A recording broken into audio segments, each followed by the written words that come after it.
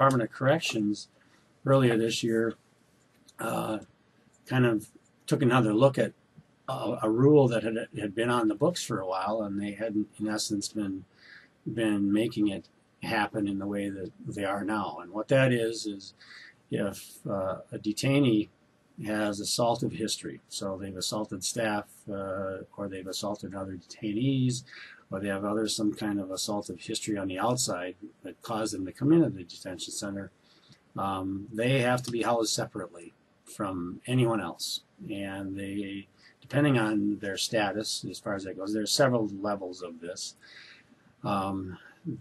They then, to the extreme end of it, they might be set up so that they're in their cell 23 hours of the day and 1 hour out for some kind of what they can call recreation, and they're limited to what they can do.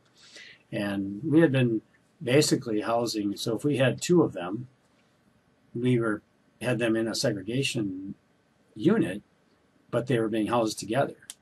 And the state said, no, this is the way it's supposed to be done. They can't even be together. So instead of taking a 2-bed unit, which all of our cells in the detention center are what we call double bunked, there's 2 beds in each cell with 2 detainees in it.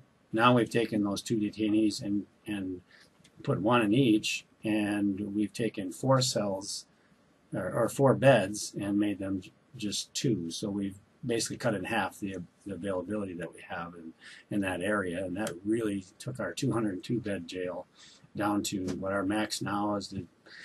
We've pretty much figured through a process that now retired County Administrator Richard Devlin did a study before he retired, was to look at the options on all that. So that was one of his efforts he did before he left, and really studied the idea of what can we do, and one of them was this pretrial release, and that's where we're kind of heading right now, to try to figure out a way to lengthen the amount of time that our detention center is in operation before we might have to build or reconfigure some other buildings.